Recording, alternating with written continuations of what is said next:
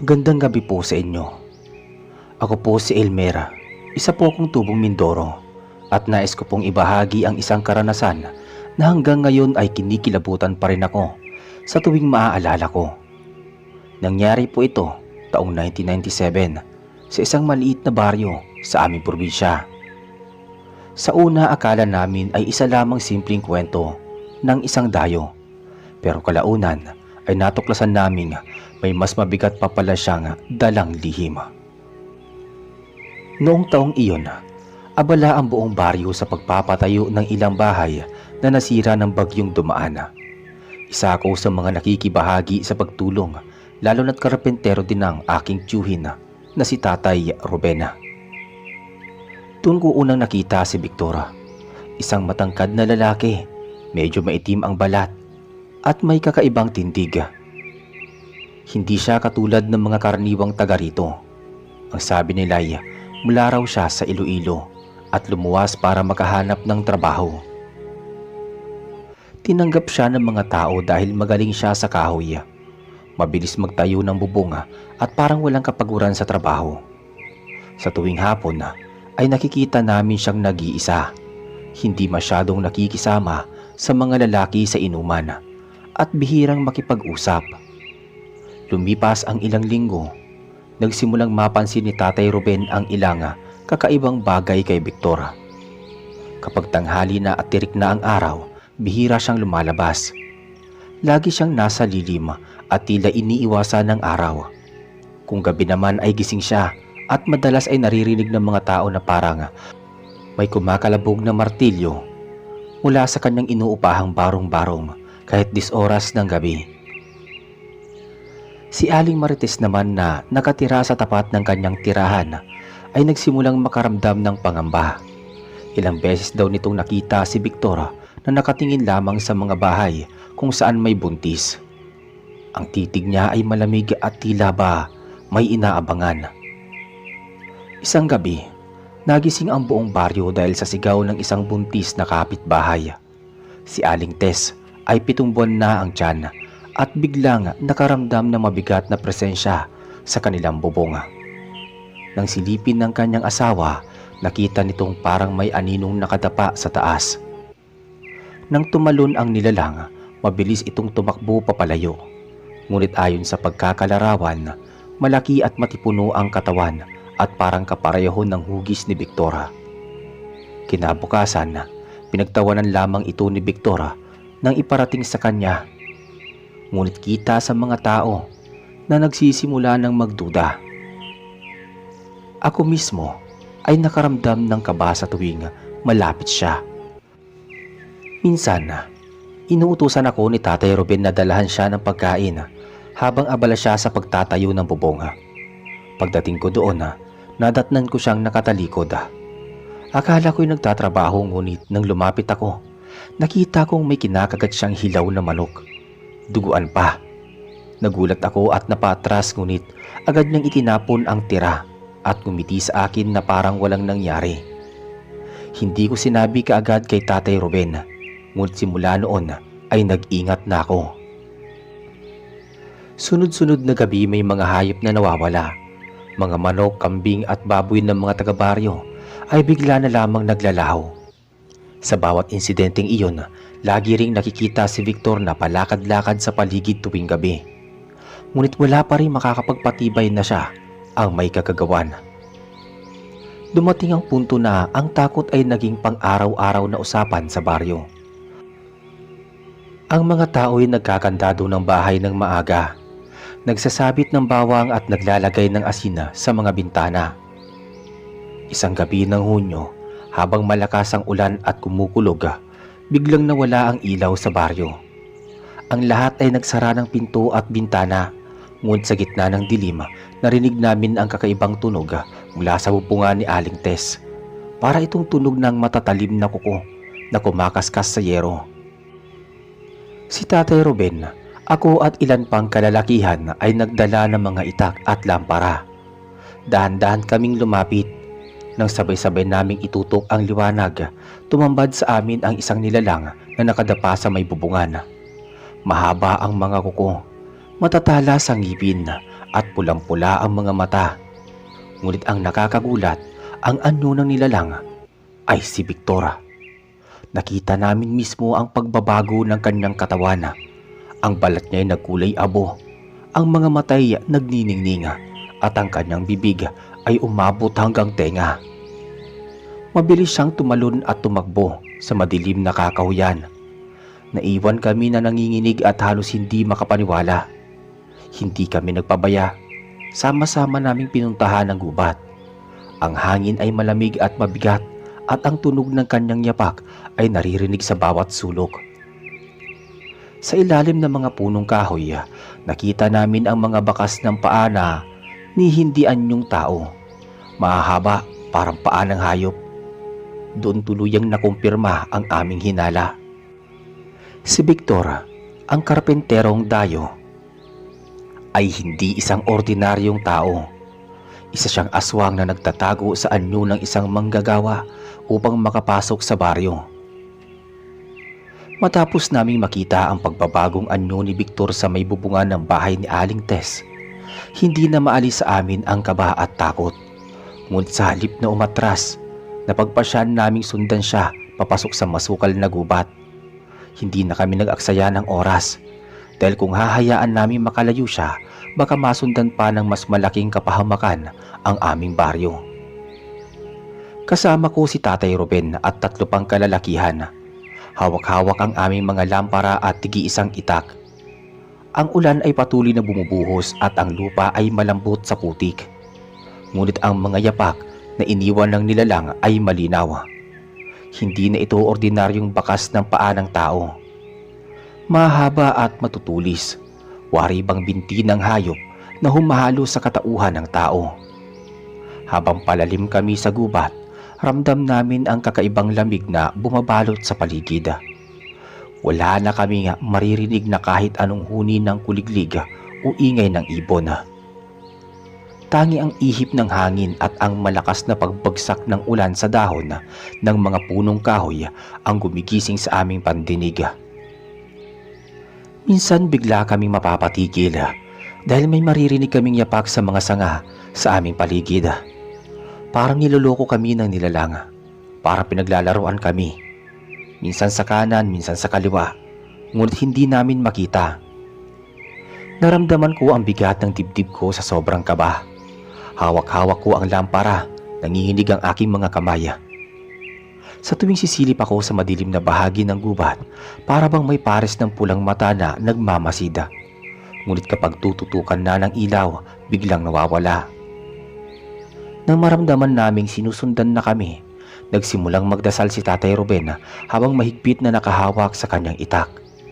Ang mga kasama naming lalaki ay halatang nanginginig na rin, ngunit wala kaming urungan.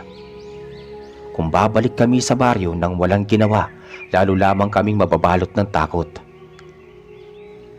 Sa gitna ng katahimikan, bigla naming naamoy ang isang malansang singaw. Hindi ito ordinaryong amoy ng basang lupa o hayop. Isa itong amoy ng dugo at nabubulok na karne.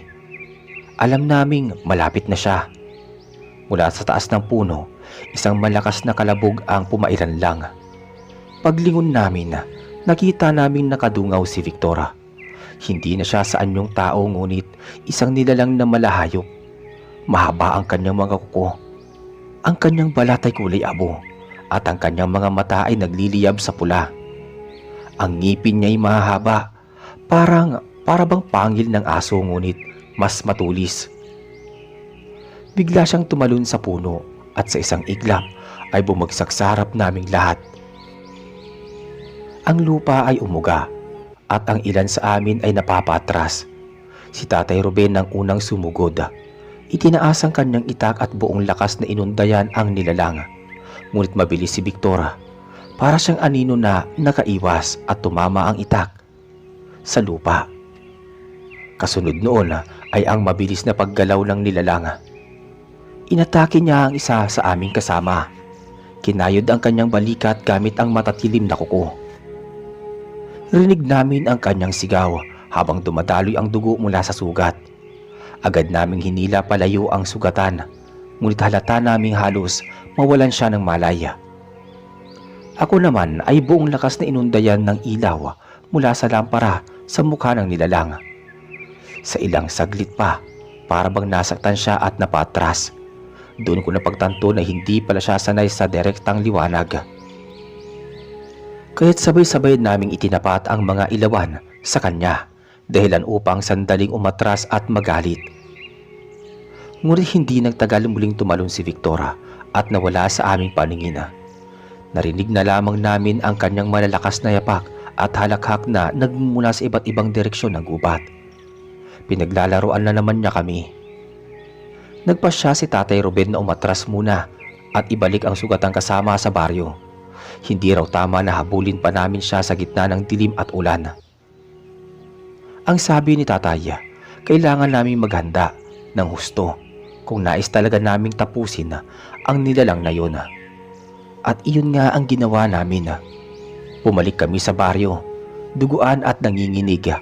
Dala ang sugatang kasama. Ngunit sa aming mga mata, malinaw na si Victor talaga ay isang aswang. Kinabukasan kumalat ang balita sa baryo. Ang mga tao ay natakot, ngunit hindi na rin sila nagulat dahil sa mga hayop na nawawala at sa mga buntis na laging nakakaramdam ng presensya sa gabi. Pinulong ni Kapitan ang lahat. Nagpasya sila nga maglagay ng bantay sa bawat kanto, maghanda ng bawang, asin at mga matatalas na armas. Ang mga bahay ay pinatibay at ang mga buntis ay binigyan ng bantay gabi-gabi. Si Tatay Ruben at ilang matatanda ay nagpunta rin sa isang albularyo sa kabilang baryo upang humingi ng tulong. Ayon sa albularyo, hindi magiging madali ang pagpatay sa nilalang. Kailangan daw ng espesyal na paraan tulad ng paggamit ng itak na ibinabad sa banal na langis o kaya'y mga panalangin na isasabay sa pag-atake. Lumipas ang ilang gabi at akala namin ay tumakas na si Victora, ngunit nagkamali kami. Isang madaling araw, narinig naming muli ang kanyang mga yapak sa may bubungan ng isang bahay. Nang sumilip kami, nakita namin nakadungaw siya at ang kanyang mga mata ay tila nagliliyab sa galit at gutom. Hindi na siya nagtatago sa anyo ng tao. Ipinapakita na niya ang kanyang tunay na pagkatao. Ang buong baryo ay nagsama-sama, dala ang mga ilawan, asin at bawang. Sa pagkakataong yun, handa na kaming harapin siya. Matapos ang ilang araw ng paghahanda, dumating din ang gabi ng pagsubok. Ang buong baryo ay gising. Nagbabantay at bawat isa ay may dalang asin, bawang at itak. Ang mga lampara ay nakasindi sa bawat kanto at ang mga buntis ay itinatago sa mga bahay na may mga bantay na lalaki. Nang sumapit ang hating gabi, bigla naming narinig ang kakaibang huni sa itaas ng mga puno. Isang malalim na tinig, may kasamang halakhak na kumikiliti sa aming pandinig. Lahat ng aso sa baryo ay sabay-sabay na nag-iingay at ang mga manok ay tila nagkakandara pa. Nang tumingala kami, nandoon si Victora, nakabitin sa may sanga, nakangisi at ang kanyang mga mata ay kumikislap sa pula. Hindi na siya nagtatago, harap-harapan niya nang ipinakita sa amin ang kanyang tunay na katauhan. Mabilis siyang bumagsak mula sa puno at sumugod sa isa sa mga bantay. Bago pa man ito makapagtakas, sinunggaban siya ni Victora. Tinuhog ng matulis na kuko at sa harap naming lahat ay tila sinimot ang kanyang dugo. Ang katawan ng bantay ay halos bumagsak na parang walang kaluluwa. Ang sigawan ng mga tao ay umalingaw-ngaw sa buong baryo. Ngunit sa halip na umatras, mas naging matatag ang mga kalalakihan. Agad silang sumugod, itinaas ang mga itak at sabay-sabay na umataki kay Victora. Ngunit sobrang bilis ni Victora, para siyang hangin na dumaraan. Ang bawat itak na iwinawasiwas ay laging lumalagpas. Sa bawat segundo, may isa siyang sugatan. Ang ilan ay napahiga sa lupa, duguan habang ang iba naman ay halos mawala ng lakas dahil sa takot. Sa gitna ng kaguluhan, naalala ni Tatay Ruben ang bilid ng albularyo. Itinaas niya ang itak na ibinabad sa langis na may dasala. at sabay-sabay silang nagdasal ng Ama namin. Nang lumapit si Victor sa kanya, buong lakas niyang isinaksakang itak sa balikat ng nilalang. Isang malakas na sigaw ang bumalot sa paligid. Ang sigaw ni Victor ay hindi normal na tinig ng tao. Ito ay parang pinaghalo ng hayop at maligno. Ang kanyang balat ay nagliyab at ilang saglit ay umatras siya ngunit hindi siya bumagsak. Habang patuloy ang labanan, napansin naming parabang nag-e-enjoy pa si Victor. Hindi niya agad tinapos ang bawat isa. Para siyang naglalaro. Pinapahirapan muna ang bawat tao bago saktan. Ang kanyang halakhak ay paulit-ulit, nakakasindak at nag-iwan ng kaba sa dibdib ng bawat isa. Minsan ay bigla siyang nawawala, tapos ay biglang lilitaw sa bubungan ng ibang bahay. Tatama ng kuko sa kahoy at pagkatapos ay tatawa. Paglingon ng mga tao, bigla na namang mawawala. Para bang binubuyo niya kami hanggang sa mawalan kami ng lakas ng loob. Ngunit sa kabila ng lahat, hindi bumigay ang mga kalalakihan. Hawak ang asin at ang bawang, itinapon nila ito sa direksyon ni Victor. Sa tuwing tatamaan siya, napapaatras at nangangalit ng husto. Ang balat niya ay tila nasusunog at ang kanyang mga mata ay lalo pang nagliliyab. Habang patuloy ang laban, dumating si Mang Lino, ang albularing tinawag mula sa kabilang baryo. May dala siyang bote ng langis, abo mula sa sinunog na palaspas at isang maliit na kruspiyo. Agad siyang sumama sa harapan. Pinuhusan niya ang lupa ng langis at abo at biglang kumulog. Sa mga sandaling yun, napansin naming tila nahirapan si Victor. Hindi na siya makakapit ng basta-basta. Ngunit imbis na umatras, lalo siyang nangalit. Lumapit siya kay Mang Lino. At sa bilis ng kanyang galaw, muntik nang makuha ang albularyo.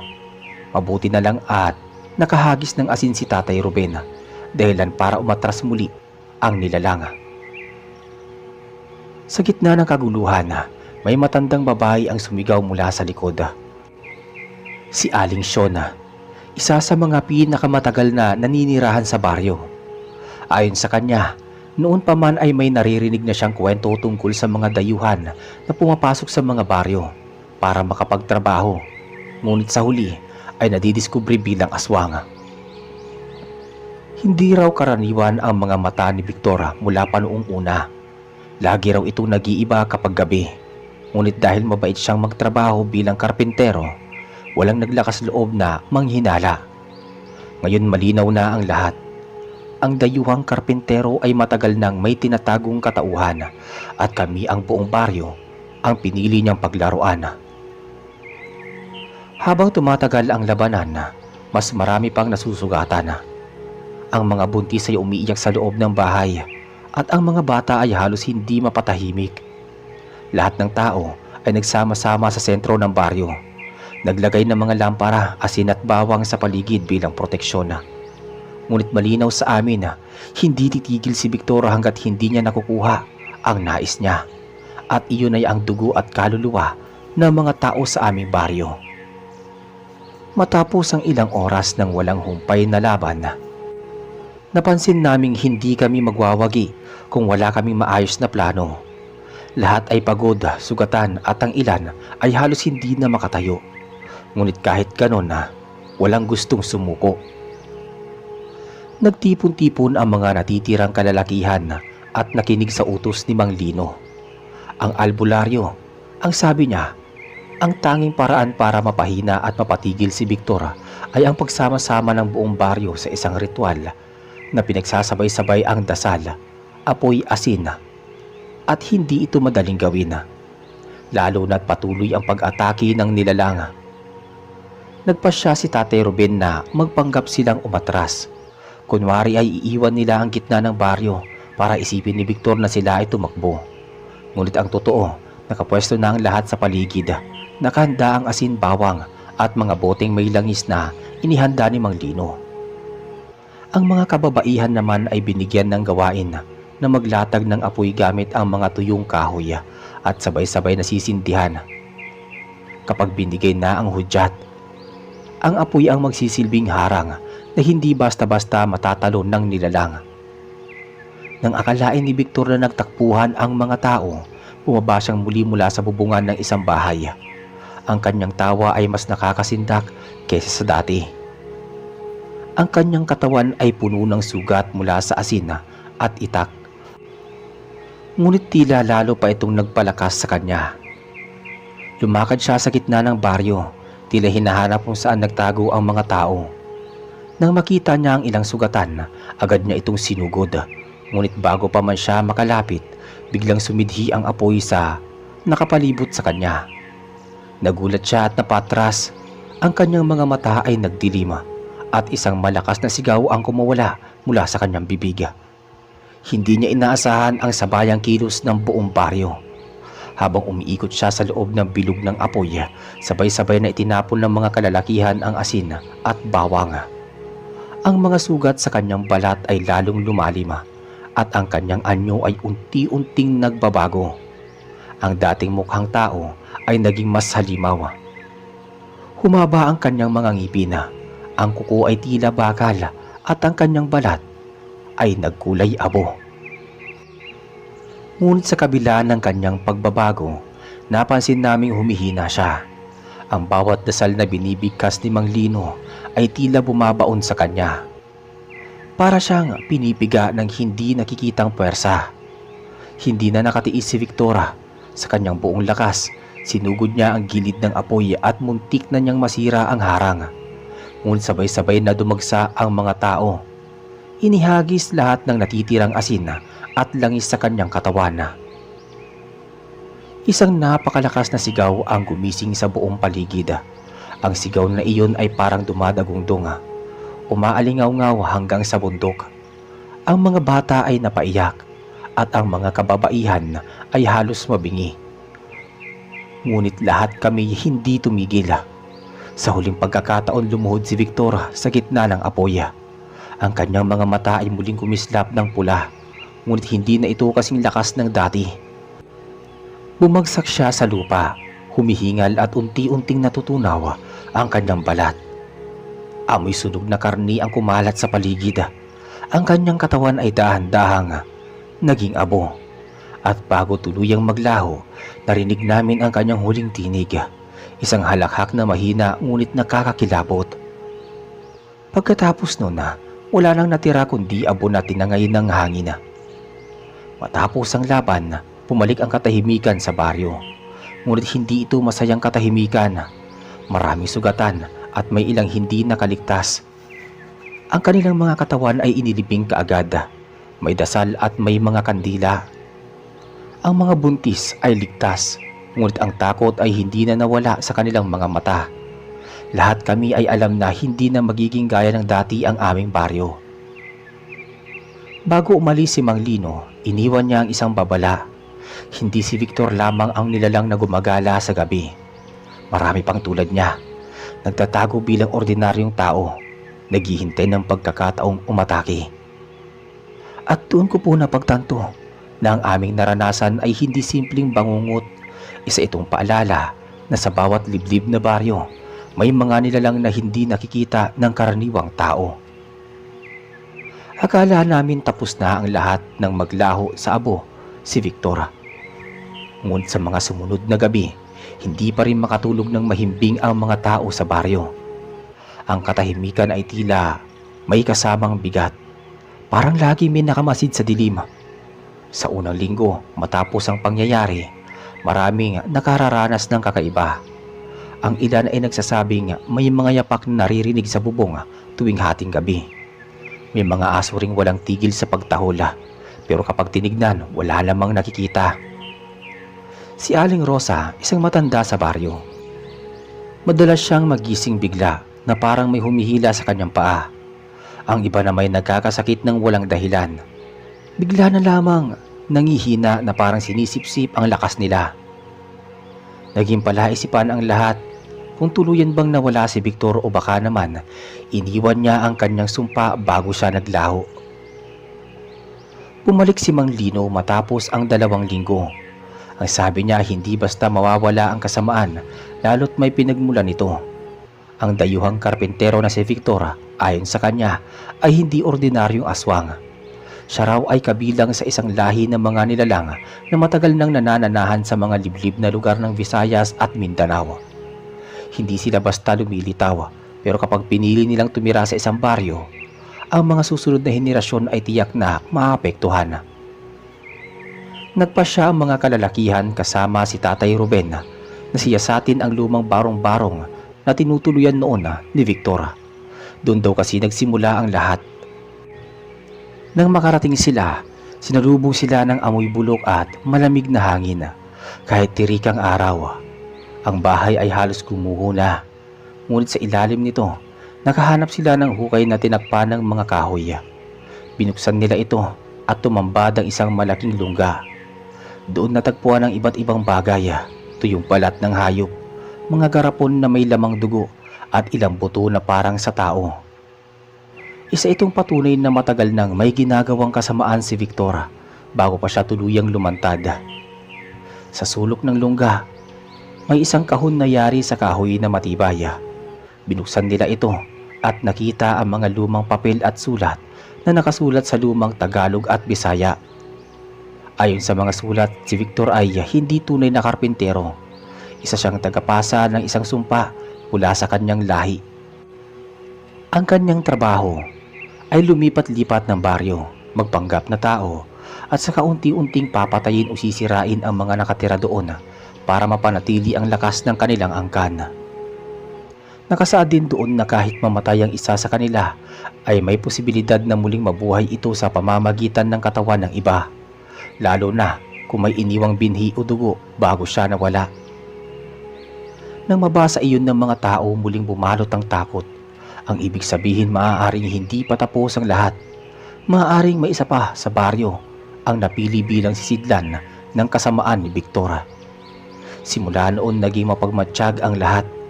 Bawat isa'y tinitignan kung may kakaibang kilos, kung sino ang biglang nagkakasakit o kung sino ang madalas na nawawala sa gabi. Ang mga buntis, bata ay binabantayan ng husto. Isang araw, napansin ni Aling Rosa ang batang si Mario, 7 taong gulang, anak ng isang magsasaka. Ang bata ay biglang nagkaroon ng kakaibang lakas. Hindi na siya madaling mapagod at minsan ay nahuhuli pang kumakain ng hilaw na manok. Ang kanyang mga mata ay parang may kakaibang ningning tuwing gabi. At minsan nahulog siya mula sa puno, imbis na masugatan, wala man lang galos ang kanyang katawan. Nagduda ang lahat, baka si Mario ang pinasok ng kaluluwa ni Victor. Nagpulong ang mga matatanda, hindi nila alam kung ano ang gagawin. Hindi naman kasalanan ng bata kung siya ang napili, ngunit alam din nila kapag hindi nila pinigilan ito, baka sa paglaki ni Mario ay maging mas mabagsik pa siya kaysa kay Victor. Si Mang Lino ang nagsabing may paraan, isang ritual na kaya magpataboy sa kaluluwa ng aswang mula sa katawan ng bata. Ngunit napakadelikado nito. Kapag nagkamali, maaaring mamatay si Mario o tuluyan siyang maging sisidlan ng nilalang. Naging usapan ng buong baryo ang tungkol kay Mario. Ang mga mata ng bata ay parang may lihim na apoy at ang kanyang kilos ay hindi na tulad ng dati. May mga gabi na naririnig siyang naglalakad sa bakuran. Nakatingin sa langit habang nakangisi na para bang may kinakausap na hindi nakikita. Si Mang Lino ang nanguna sa plano. Aniya, hindi na maaaring magtagal. Ang katawan ng bata ay unti-unti nang sinasakop ng kaluluwa ni Victor. Kung hindi agad kikilos, maaaring mawala na ang kaluluwa ni Mario at tuluyan ng maging kasangkapan ng aswang. Naghanda ang mga tao ng bawang, asin, langis na hinaluan ng dahon ng sabila at mga kandilang itim at puti. Dinala din nila ang isang lumang aklat na ginagamit ni Mang Lino sa kanyang mga orasyon. Ang ritual ay gagawin sa gitna ng lumang kapilya sa gilid ng baryo. Isang lugar na matagal nang hindi nagagamit, ngunit nananatiling matibay ang padera. Doon daw kasi malakas ang kapangyarihan laban sa mga masasamang espiritu. Dumating ang gabi at dinala si Mario sa loob ng kapilya. Nakapikit ang bata, ngunit nanginginig ang kanyang katawan. May mga pagkakataong bigla siyang sisigaw ng malakas na parang dalawang tinig ang sabay na lumalabas mula sa kanyang bibig. Isang boses ng bata at isang boses na paus-ang tunog at malalim. Maya-maya nag-umpisa na si Mang Lino sa pagbigkas ng orasyon habang ang mga kalalakihan ay nakapalibot na hawak ang mga kandila. Sa bawat salita ng albularyo, nanginginig ang hangin at tila may malamig na dampi na pumapasok sa loob ng kapilya. Biglang bumukas ang mga mata ni Mario na mula ito at sa halip na takot, isang mapanuyang ngiti ang lumabas sa kanyang labi. Ang tinig ni Victor ang umalingaw-ngawa. Akala nyo ba? Tapos na ako. Hindi nyo ako kayang palayasin. Ang bata ay akin na. Bigla siyang nagpumiglas sa lakas na hindi pangkaraniwan na nakatapon siya ng dalawang matandang lalaking humahawak sa kanya. Umikot ang mga kandila at halos mabuwal ang mesa sa gitna. Pero agad na binuhusan ni Mang Lino ng langis ang kanyang mga kamay at pinisil ang noo ni Mario. Napapasigaw ang bata at lumalabas sa kanyang bibig ang itim na usok na animoy nabubulok na laman. Yun ang amoy nona. Ang ritual ay tumagal ng halos 3 oras. Paulit-ulit na sumisigaw si Mario. Minsan tinig ng isang bata, minsan tinig ng halimaw. Ang mga mata niya ay nag-iiba-iba ang kulay. Mula pula, nagiging dilaw, tapos ay nagiging itim na parang walang mata. Sa huling bahagi ng ritual, inutusan ni Mang Lino ang lahat na sabay-sabay na magdasal habang siya ay nagsusunog ng dahon ng sabila at bawang. Bigla na lamang nagliyab ang apoy ng kandila kahit walang hangin. Ang buong kapilya ay umalingaw-ngaw sa malakas na tinig ng halimaw na kasama sa katawan ni Mario. Hindi niyo ako mapipigil. Babalik ako. Babalik ako. Wika ng tinig. Ngunit sa huling bigkas ni Mang Lino ng kanyang orasyon, sabay na nagliyab ang lahat ng kandila sa paligid. Ang katawan ni Mario ay napahiga, nanginginig at mula sa kanyang bibig ay tuluyang lumabas ang makapal na usok na hugis tao. Mahaba, payat at may nakakatakot na muka. Ito ang anino ni Victora. Sumigaw ang lahat at sabay-sabay na itinapon ang asina at bawang sa nilalang. Nagliyab ito at sumabog. Sa huling pagkakataon narinig ang tinig ng dayuhang karpentero. At ang sabi niya, wala kayong alam. At tuluyan itong naglaho. Nang bumalik si Mario sa kanyang ulirat, pagod na pagod siya at umiiyak ng umiiyak sa dibdib ng kanyang ama. Wala na ang kakaibang nginig sa kanyang mga mata. Bumalik ang kanyang boses sa pagiging bata at wala na ang kakaibang lakas. Ngunit ang huling babala ni Victor ay nananatiling tanong sa isipan ng lahat. Sino kaya ang tinutukoy niya at bakit niya sinabi nga, wala kaming alam? Pagkatapos ng ritual, kahit nakahinga na ng maluwag ang lahat dahil ligtas na si Mario, hindi pa rin mawala ang kaba sa kanilang dibdib. Ang mga huling salita na iniwan ni Victor ay parang palaso na nakabaon sa kanilang mga isip at puso. Tahimik ang baryo kinabukasan. Hindi na tulad ng dati na may naririnig ng mga huni ng ibon o tilaok ng manok sa umaga. Sa halip tila may bigat sa paligid at kahit mga aso ay hindi tumatahol. Si Mang Lino ay halos hindi makakain. Tinitignan niya ang mga tao isa-isa na para bang sinusuri kung sino ang tinutukoy ni Victor. Ang albularyo ay may kutob na hindi basta pananakot ang mga salitang yun. Ilang araw ang lumipas. Nagsimulang magpakita ng kakaibang pangyayari sa baryo. May mga baboy na natagpuang wala ng laman ang loob. Para bang may sumipsip sa kanilang dugo. May mga manok na naglalaho sa gabi at natatagpo ang kinabukasan na nakakalat ang balahibo. Ngunit higit sa lahat, may isang pamilya na nagsabi nga nakita nila ang isang anino na dumaan sa bubong ng kanilang bahay. Mahaba, mabilis at tila lumilipad. Lalong kinilabutan ang mga tao. Kung lumisan na si Victora, ibig sabihin may isa pa nga na naiwan. Sa mga usapan ng matatanda, isa ang laging nababanggit. Ang pangalan ay Rosing, isang dalagang nagtitinda ng gulay sa palengke. Tahimik siya at halos walang kausap sa baryo. Madalas siyang makita sa gabi na naglalakad mag-isa, dala ang bayong na hindi alam kung ano ang laman. May nakapagsabi din na ilang ulit siyang hinahuling, nakatingin ng matagal sa mga sanggol at maliliit na bata, na para bang may iba siyang iniisip. Hindi ito agad pinaniwalaan ng iba, ngunit sa ilalim ng takot at kaba, mabilis kumalat ang pagdududa. Nagpasya si Mang Lino na hindi pwedeng pabayaang pumili siya ng 3 kalalakihan sa baryo. Sila ay magbabantay tuwing gabi upang tignan kung may katotohanan ang mga hinala. Sa 3 gabi ng pagbabantay doon nila nakita, hindi nila inaasahan. Bandang hating gabi, tahimik silang nakakubli sa likod ng isang lumang puno ng mangga malapit sa bahay ni Rosing. Sa una walang kakaiba, ngunit nang sumapit ang oras ng 2:00, biglang bumukas ang pinto ng kanyang bahay. Lumabas si Rosing na may suot na lumang saya. Bitbit ang kanyang bayong. Dahan-dahan siyang tumingin sa paligid at sa gulat ng lahat, ang kanyang anino ay hindi tumutugma sa kanyang galaw. Habang siya'y naglalakad ng marahan, ang kanyang anino ay kumikilos ng mabilis at tila gumagapang sa lupa. Bigla itong umangat at naging hugis pakpak. Kinilabutan ang lahat. Hindi na ito basta hinala. Si Rosing ang tinutukoy ni Victor. Naging malinaw din kung bakit laging naglalakad si Rosing sa gabi. At ang kanyang bayong, iyon pala ang sisidlan ng mga gamit para sa kanyang gabi-gabing paglalakbay bilang halimaw.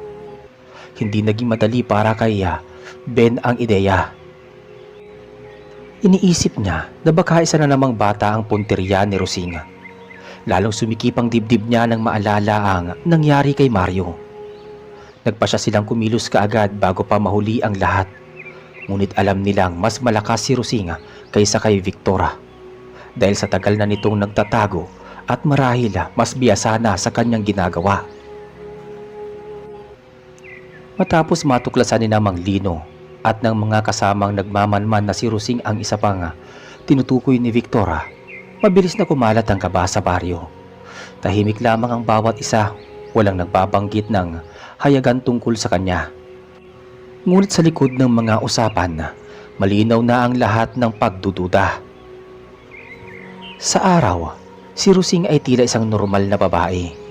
Tahimik, simple, nagtitinda ng gulay sa palengke. Ngunit sa gabi, iba ang nakikita ng mga mata ng nagbabantay. Ang kanyang mga anino, ang kakaibang galaw, at ang katahimikang bumabalot tuwing siya'y lumalabas ng bahay. Nagsasabi ng totoo, hindi siya ordinaryo. Alam na ni Mang Lino na hindi maaaring hayaang lumipas pa ang mga gabi ng walang ginagawa. Ang alaala ng muntikang pagkawala ni Mario ay sariwa pa rin, at kung hindi sila kikilos, baka may sumunod pang bata na maging biktima. Tinipon niya ang ilang matatapang na lalaki sa baryo, kabilang si Tatay Ben, si Tomas na isang magsasaka, at si Andres na kilala sa kanilang lugar na laging kasama sa mga bantayan tuwing may panganib. Ang mga babae naman ay nagsama-sama upang maghanda ng bawang, asin at langis na niyog na may kasamang dasal. Hindi nila ibinalak na patayin si Rosing sa harap ng maraming tao, kundi paraang hindi siya makakabalik sa kanyang dating anyo. Dumating ang gabi na kanilang pagkakasunduan na bawat isa may daladalang gamit. Si Tatay Ben ay may tabak na pamana pa sa kanya ng ama. Si Tomas ay may sibat na matalim, at si Andres naman may hawak na sako na puno ng asina. Si Mang Lino naman ay may baon na bote ng langis na pinaghalong nyog at mga halamang gamot na nakuha niya sa mga bundok. Tahimik silang nagkubli sa paligid ng bahay ni Rosing. Ang hangin ay malamig at ang buwan ay kalahating bilog. Wala ni isang aso ang tumatahol at tanging tunog ng mga kuliglig ang kanilang naririnig. Bandang hating gabi muling bumukas ang pinto ng bahay ni Rosing. Lumabas siya bitbit ang kanyang bayong. Sa unay marahan ang kanyang paglalakad, ngunit nang siya'y makalayo sa liwanag ng buwan, biglang nag-iba ang kanyang anyo. Ang kanyang balat ay tila dumilima, ang kanyang mga mata ay nagningning sa pula, at ang kanyang bayong ay kumilos na para bang may laman na buhay. Hindi na nakapagpigil si Andres. Tinapon niya agad ang sako ng asin sa direksyon ni Rosa, ngunit mabilis itong nakailag. At mula sa kanyang bibig ay lumabas ang matinis na huni na parang iyak ng sanggol. Sa isang iglap, ang kanyang mga braso ay humaba at naging parang pakpak ng paniki. Sumugod siya kay Tomas. Mabilis na sinunggaba ng sibat, ngunit bago siya makalapit, ibinuhos ni Mang Lino ang langis ng nyog na may dasala. Tumama ito sa balat ni Rosinga at agad siyang napasigaw. Umalingaw-ngaw ang kanyang tinig sa buong baryo, dahilan upang magising ang mga tao. Naglabasan ng ilan ngunit hindi lumapit, bagkus ay nananatiling nakamasid mula sa kanilang mga bintana. Si Tatay Ben ay hindi na nag-aktubili. Hawak-hawak ang tabak. Sumugod siya at tinaga si Rosinga. Tumama ito sa kanyang balikat, ngunit sa halip na dugo ang lumabas, isang itim na likido ang lumabas. Bumagsak si Rosing sa lupa, ngunit agad ding bumangon at inilipad si Tatay Ben. Dali-daling itinapon ni Tomas ang sibat, tumama sa kanyang hita, at muli siyang napaluhod. Doon pinalibutan nila siya. Itinapon ni Andres ang natitirang asin at halos hindi na makagalaw ang halimaw sa sobrang sakit. Ngunit sa kabila ng lahat, ang kanyang lakas ay hindi basta-basta. Kumawala siya at mabilis na tumakbo patungo sa masukal na bahagi ng kagubatan. Hindi sila nag-atubili. Agad nilang sinundan si Rosing, dala ang kanilang mga sandata. Ang gubat ay madilima, ang tanging liwanag ng buwan ang kanilang gabay. Bawat yabag ay may tunog ng tuyong dahon at sanga na nadudurog. Naririnig nila ang kanyang ungol at huni na parang halong iyak at halakhak. Tila nilalait pa sila habang sila'y humahabol. Ngunit hindi sila umatras. Alam nila na iyon na ang pagkakataon upang tuluyang tapusin ang kanyang pamiminsala. Sa gitna ng kagubatan, natagpuan nila si Rosing na nakatayo sa ibabaw ng isang bato. Ang kanyang anyo ay hindi na tao. Ang kanyang buhok ay nagmistulang, mahabang hibla na gumagapang, at ang kanyang mga kuko ay tila pangil ng hayop. Doon sila nagtulong-tulong. Si Ben ay muling sumugod. Tinaga ang tabak sa kanyang dibdib. Si Tomas ay sinaksak siya ng sibat mula sa gilid. At si Mang Lino ay tinapon ang natitirang langis sa kanyang buong katawan. Nagliyab ang apoy mula sa langis at agad siyang napasigaw. Ang kanyang sigaw ay umabot sa buong baryo. Tila boses ng libu-libong halimaw na nagdurusa. Sa huli bumagsak siya sa lupa at ang kanyang katawan ay naging abo na tinangay ng hangin. Pagkatapos ng lahat, bumalik sila sa baryo na pagod ngunit magaan ang pakiramdam. Alam nilang tapos na ang pananakot ni Rosing, ngunit kasabay nito ay may takot pa rin sa kanilang puso. Kung si Victor ay dumating bilang dayuhan at si Rosing ay isa palang taga roon, paano kung may iba pang nagkukubli? Tahimik ang baryo matapos ang nangyari kay Rosing. Ngunit ang katahimikan ay hindi kapayapaan, kundi tila bagyong naghihintay lamang ng muling pagsabog. Kahit natapos na ang gabi ng kanilang laban, dama pa rin ng lahat ang bigat na iniwan nito. Si Mang Lino ay hindi nakatulog. Sa kanyang isipan ay bumabalik ang mga tanong. Paano nakapasok ang ganoong uri ng halimaw sa kanilang baryo na hindi nila napapansin? At higit sa lahat, paano kung hindi lang sina Victor at Rosing ang naririto? Kinaumagahan muling tinipon ni Mang Lino ang matatapang na kalalakihan sa baryo. Dumalo sila Tatay Ben, Tomas at Andres, maging ang mga babae, kabilang si Aling Marta, nakisama sa pulong. Mga kasama, hindi tayo maaaring magkampante. Oo, natalo natin si Rosing. Pero tandaan ninyo, May tinuran si Victor bago siya tuluyang nawala. At sabi niya hindi siya nag-iisa. Nagbulungan ang mga tao. Ang ilan ay naniniwalang tapos na ang lahat, ngunit ang iba ay dama ang pangamba. Ilang araw ang lumipas. Dumating sa baryo ang isang estranghero. Siya'y isang lalaking nakasuot ng maruming Amerikana. May bitbit na sako na puno ng kung ano-anong halaman at buto. Nagpakilala siya bilang si Manuel. Isang mangangalakal ng mga halamang gamot mula sa kabilang bayan. Sa unang tingin normal siyang tao, matangkad, payat at tila mahinahon. Ngunit ang kanyang mata ay kakaiba. Malalim at laging tila may tinatago. Mga kababayan, ako ay may daladalang gamot na makakatulong laban sa sakit at masasamang espiritu. Subukan ninyo ang aking mga halaman. Tiyak na ligtas kayo. Wika ng dayo. Marami ang naakit, ngunit si Mang Lino ay nagduda. Hindi niya pinansin si Manuel bagkus ay tahimik lamang na nagmasida. Kinagabihan na habang nagbabantay si Tatay Ben malapit sa gubat, nakarinig siya ng kakaibang tunog. Isang huni ng kahawig ng tiktik, ngunit mas malalim at mas nakakapangilabot. Sinundan niya ang pinagmulan at nakita niya si Manuel na nakaluhod sa ilalim ng punong kahoy. Nakapalibot sa kanya ang ilang itim na ibon na tila nakikinig sa kanyang mga bulong. Mabilis siyang umalis. Hindi na malaya ni Manuel na may nakakita. Kinabukasan, agad niyang sinabi ito kay Mang Lino. Hindi ako maaaring magkamali. Si Manuel ay hindi karaniwang mangangalakal. May koneksyon siya sa mga halimaw. Sabi ni Tatay Ben. Mabigat ang loob ni Mang Lino ngunit alam niyang hindi sila dapat magpadalos-dalos. Kinakailangan nilang magplano gaya ng ginawa nila kay Rosing. Lumipas ang ilang gabi ng pagmamanman at tuluyang nakumpirma ang kanilang hinala. Si Manuel ay hindi lamang isang estranghero kundi isa ring kasapi ng mga halimaw na lumalaganap.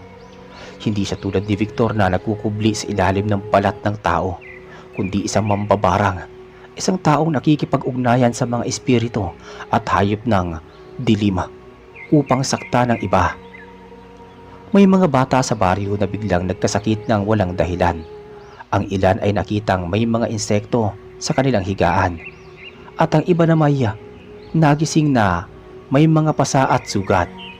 Ang lahat ng ito ay tinuro kay Manuel. Isang gabi habang nakahiga ang karamihan, muling nagpakita si Manuel sa gitna ng baryo. Sa kanyang kamay ay may hawak na sisidlang yari sa bao ng nyog, at mula dito ay lumabas ang daan-daang insekto, ipis, langgam at mga kulisap na tila sumusunod sa kanyang utos. Nagkagulo ang mga tao. Ang iba'y nagsipagtakbuhan papasok ng kanilang bahay, habang ang mga matatapang ay agad kinuha ang kanilang mga sandata. Magsipaghanda kayo. Siya'y mambabarang. Sigaw ni Mang Lino.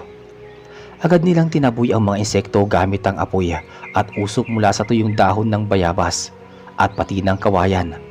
Ngunit si Manuel ay tumatawa lamang, tila natutuwa sa kanilang pagkakabalisa.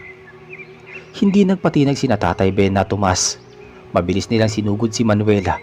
Si Tatay Ben ay may hawak pa rin ng tabak na kanyang ginamit kay Rosing, habang si Tomas ay may dalang sibat. Ngunit bago pa sila makalapit, kumilos muli ang mga insekto, bumalot sa kanilang katawan at muntik na silang bumagsak. Doon pumasok si Andres. May dalang maraming asina. Mabilis niyang isinaboy ito sa paligid. Napasigaw si Manuel at ang mga insekto ay nagsipulasan. Sa pagkakataong yun, sumugod si Mang Lino at ibinuhos ang langis na may dasal sa katawan ni Manuel. Nagsumiksik ang mambabarang ngunit bago pa siya tuluyang mahuli, bigla siyang naglaho na parang usok na tinangay ng hangin. Hindi nila napatay ngunit malinaw na siya'y tumakas lamang upang muling bumalik.